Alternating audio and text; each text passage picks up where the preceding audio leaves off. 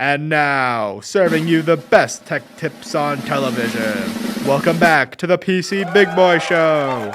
It may not cause cancer. Talk to your doctor if taking PC. Side effects include experienced hallucinations, diarrhea, or nausea. Please stop taking PC if you have any of these symptoms. Do not drive while under the effects of PC. Don't take PC if you or your family has a history of diabetes. What? Hello everybody and welcome to the PC Big Boy Show. Today we are building a gaming PC for this big boy right here. Tell me, what's your name? Thomas. Oh, okay, nice to meet you, Thomas. Now tell me, why did you decide to build a custom PC? So that I could better control the price of it and to make sure that it has all the specifications that I would want. Right, that makes sense. That's why I would do that too. Now tell me, for the sake of the audience out there, how much did this whole entire system of parts cost you? I'd say it sent back around $1,000. Just $1,000? All right, that's not too bad, especially since this is coming with a really good set of advanced parts. This thing is gonna run basically any game at a pretty good frame rate. We'll talk more about that in a bit. Now, right now we're gonna talk about our motherboard. This is a B650 motherboard, which means it supports Ryzen 7 7000 series processors. We already have this installed in our system, so we're just going to install the stock fan that comes with it. This is what the stock fan looks like. It's pretty generic. It has a heat sink. This is the metal piece that's called the heat sink. It just allows a lot of heat to collect right here. And then this plastic fan is able to absorb all of that heat, not absorb it, but push it all away, which means it's able to cool the CPU. Now, in order to install this, we're gonna have to remove these two plastic bearings. I'll do that right now. Now that we have that unscrewed, we're going to align these 4 screws with these 4 holes that we now have in our motherboard. All right, now that we have our fan installed, we're gonna wanna plug this in. This plug is going to go right here where this gray socket is. This is important to know because there are multiple sockets and all sockets do different things. This one specifically will manage the heat that's coming out of the CPU, and that will allow the CPU fan to know, okay, I need to speed up or I need to slow down to regulate its temperature. So now we're going to insert it there, and there we go. Our CPU and our CPU fan are fully installed. Next up, we're gonna take our RAM. Here we have 32 gigabytes of DDR5 RAM. This is gonna be basically all you need for really anything you want out of a system like this. This is the real challenge. Who's worthy? Ooh. Apparently not me. Oh, no. Hey, okay. You're now the new king. Congratulations. Yes, bow down before me. Thank you. Anyway, the way to install this RAM is to look at these 4 sockets. Now, usually it doesn't matter which way you orient it, whether it could be 1 or 3, your first one that's closest to the CPU and the third closest to the CPU, or 2 and 4. If you have 3 sticks of RAM or 4 sticks of RAM, that will be different, but for the sake of this tutorial, we only have 2. We're going to install 2 and 4, second closest and fourth closest, just so we have that dual compatibility with our system. The way to install this is that there's a plastic latch on each of these. We're going to pull back this plastic latch and we're going to line it up. We have a notch right here in our RAM, right here. There's a little gap right here, and there's also a little indent inside of our RAM stick socket in our motherboard. So, knowing that, we need to line up those 2 notches. That'll allow the RAM to not break. So we're going to line this up. The way to tell that this goes in is that you will hear a click. There we go. We heard that click, and that was the plastic notch going back into place because we installed our RAM correctly. Now we're going to install the second one. Another thing to consider is that you do not want to touch these golden parts of the RAM. That's because these are very, very conductive, and this is what is needed for the RAM to work. Now we're going to install our M.2 drive. This is also going to be our boot drive. The reason we call it that is because we are going to boot into Windows 11 with this M.2 drive. Now because of this, we're going to need to install it right here. All right, now that we have this all unscrewed, we can lift off this lid.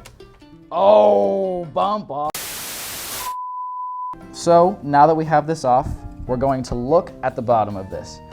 Here we have two little rubber things on here, and these little rubber things are going to keep the heat off of these M.2 drives. It's always so satisfying. I love it.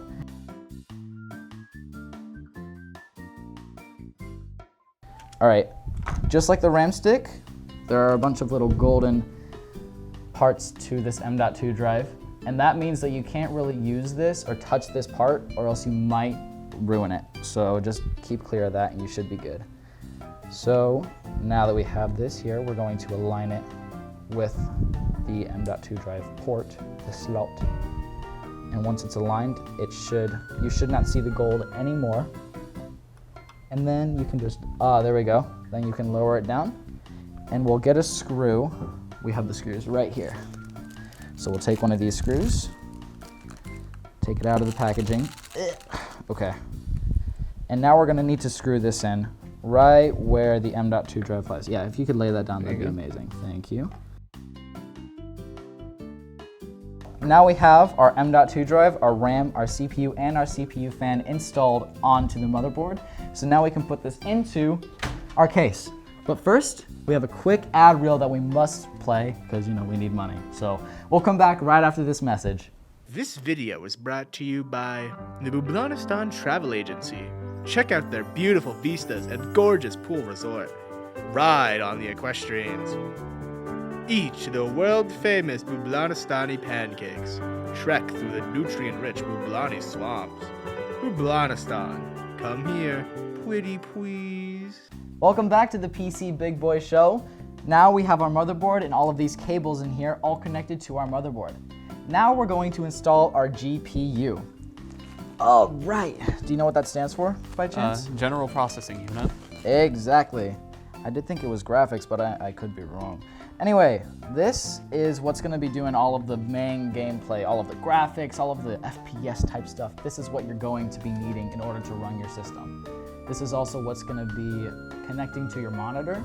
So as long as you have these ports accessible, which are going to be right here, you will be good to actually gain connectivity.